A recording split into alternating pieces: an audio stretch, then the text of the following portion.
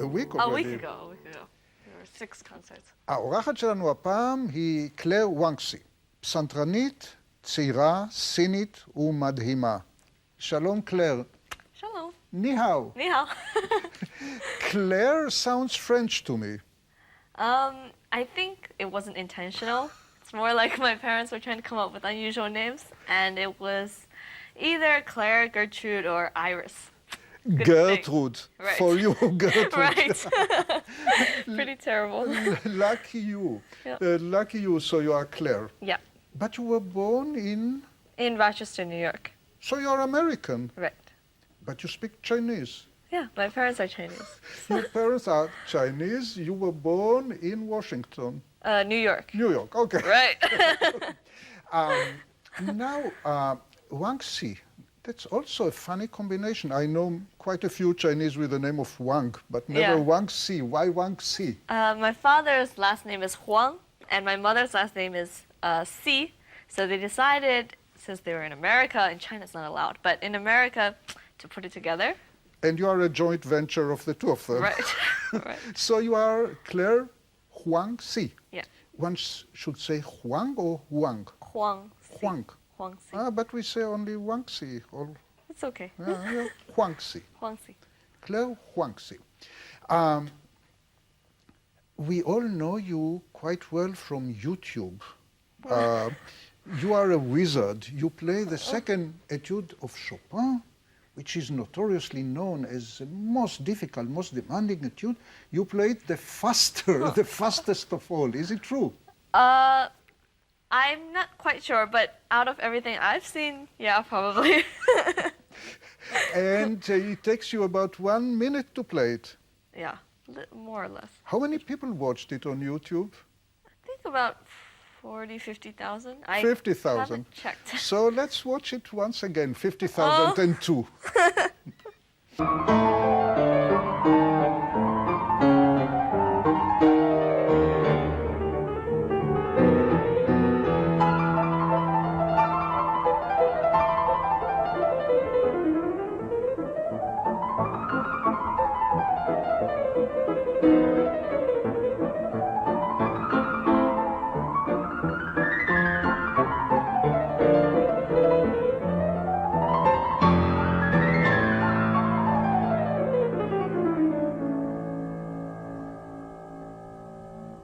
Well done, Claire, well done. How old were you when this was filmed? 16. And it was in a public concert. Yes, it was in Japan. So that's the way you played at 16. Yeah. Wow. But you are Pretty not, intimidating. but you are not much older now. 19 now. Oh. Yeah. Oh. 3 years. Next piece we would like you to play here in our studio is a Liszt Feu Follet. Again in French, Claire plays Feu Follet. Do you know what does it mean, Feu Follet? Liszt gave it a French title, Feu Follet. So what does it mean, Feu Follet? It means will of the wisp, and I grew up with this wrong notion of fireflies for some reason, but now I know it's will of the wisp. It's some kind of smoke. Yeah. Just floating around at free will. And magical, just Right. magical. Chinese magic of Liszt Feu Follet. Maybe. S'il vous plaît. Okay.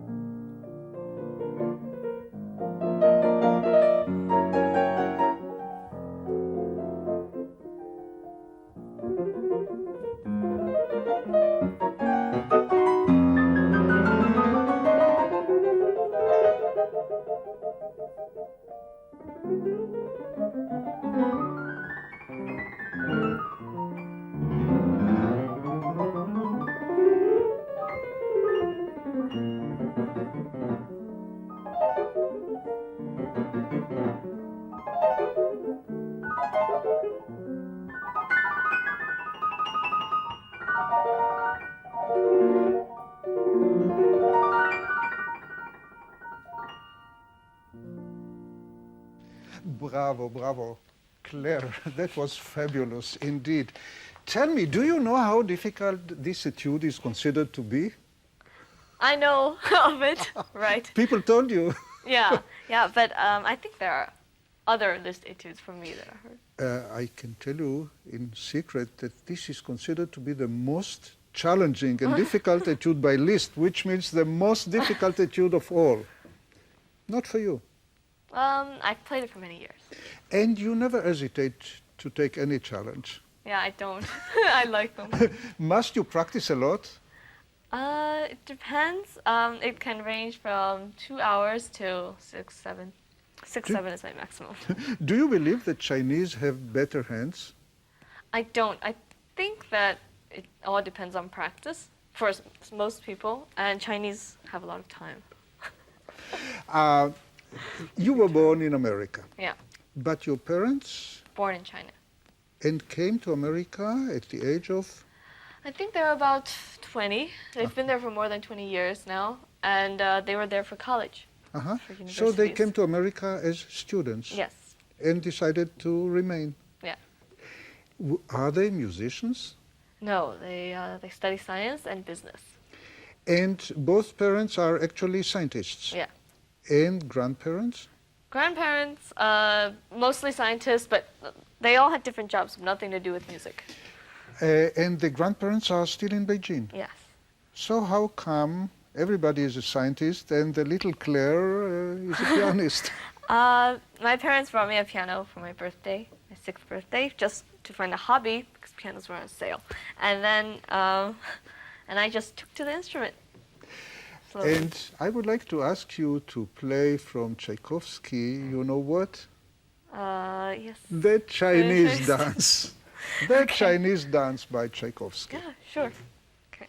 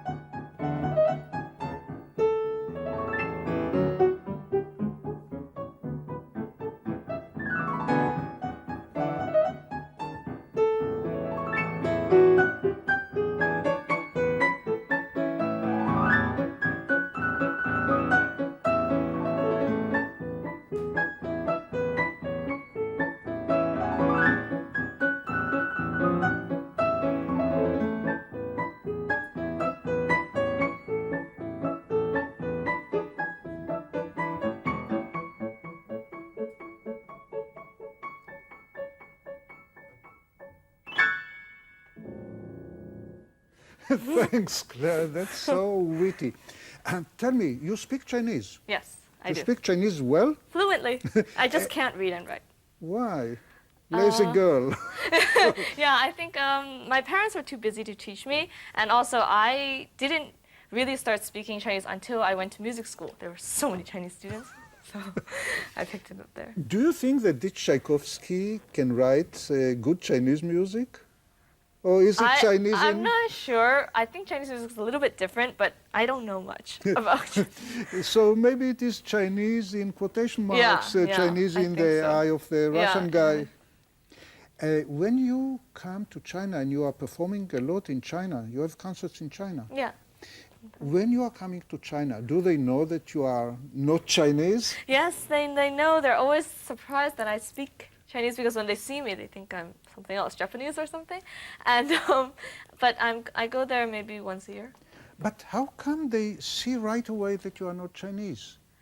They don't. It's just that I don't really look like a typical Chinese. I'm not sure. In my eyes, you are Chinese, but maybe it's body language, is reaction, is the smile.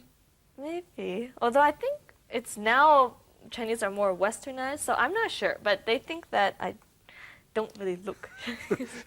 Maybe it is what you wear, but they have today Very outrageous clothes, much more than mine. So maybe they are more fashionable than you. Yeah, probably, actually. Yeah, and what are we going to hear now?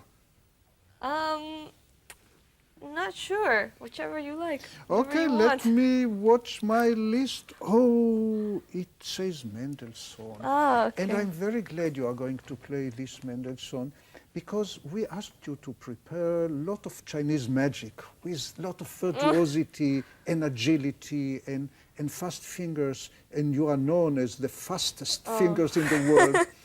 But now we would like to see some real Jewish music with Mendelssohn, deep contemplation and very emotional beginning of the fantasy. Yeah, I'd love to.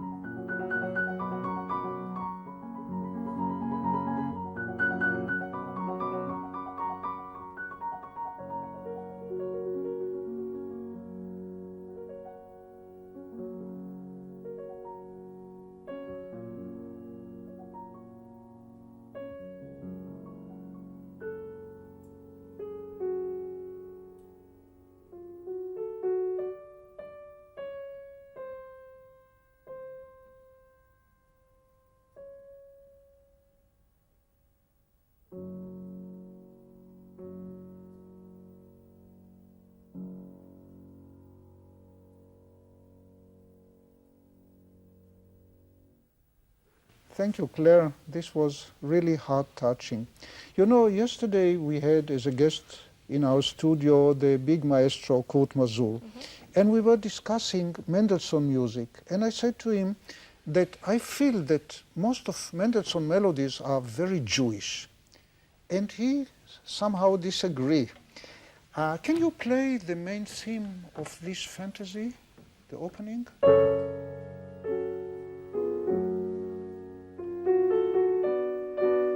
Do you find it Jewish? I think so. I mean, I've played a few of Mendelssohn's works, and I think that this descending and pretty introverted style, always in his beginnings, sounds quite Jewish. Okay. Not that I know much. Okay. I would like to know a little more about your education. So you started probably with private teachers, Yes. and then you moved to which school? I went to the Curtis Institute. Can you tell us about Curtis Institute? I know that it is considered to be the best for young children. Well, yeah, they like to have young children, and more. And young people at very young age, like 11 and 12. I got it when I was 12. You were 12 Yeah. at Curtis. Yeah, that was my first year. So you left home? No, actually, my family lives 1 hour outside of Philadelphia, and so I didn't move in the city. I just lived with them. It's better. And I was there for 4 years. And who was your teacher? Mrs. Eleanor Sokolov and Mr. Gary Graffin. Very, very famous teachers. Miss Sokolov and Mr. Gary Graffman, Yeah. foremost teachers of America. Oh, So you were privileged. Yeah. And you played many concerts during this period? I started to. I think it was mainly when I was 16 I started to. But before that, I was mainly doing high school. I was in high school and I was trying to finish my academics and doing other things. So, Are you, like your parents, good in science? yes, I was very good at mathematics and science. Okay. You played the Greek concerto with orchestra. Which orchestra was it? It was the China Philharmonic. Okay, let's watch a little bit of the China Philharmonic playing Greek concerto with Claire Huangci as a soloist. Okay.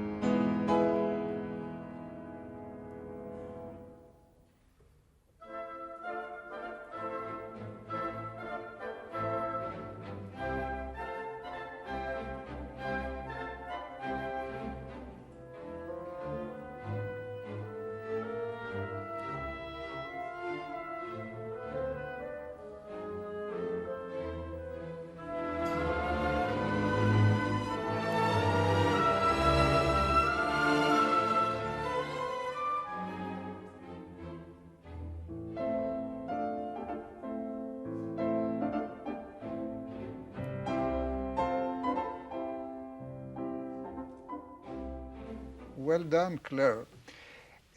Are you still studying? Yes, I am now studying in the Hanover Hochschule with Professor Vardi. It's a wonderful experience. So you are now in Europe. Yes. How many years have you been in Europe? In October, it will be 2 years. Why Europe? I America is not good enough. no, I was in America for all my life, and I was always curious about Europe. And well, I came mainly for you. Thank you. Really. Thank you. And we all know that Europe is where music was Right. created. After all, Bach and Beethoven and Mozart were not American. Yeah. How's life in Germany? Well, I've been living alone. It's taught me a lot about regular household skills and independence. But I enjoy it very much, and I think living in Europe has helped me. Kannst du Deutsch sprechen? Yes, etwas. Ja, etwas. Okay, but after all, you are American, and I would like you to play for the end of our show something very, very American. And this is? Stars and Stripes Forever. Stars and Stripes Forever. What could be more American? Claire Huangci. Okay.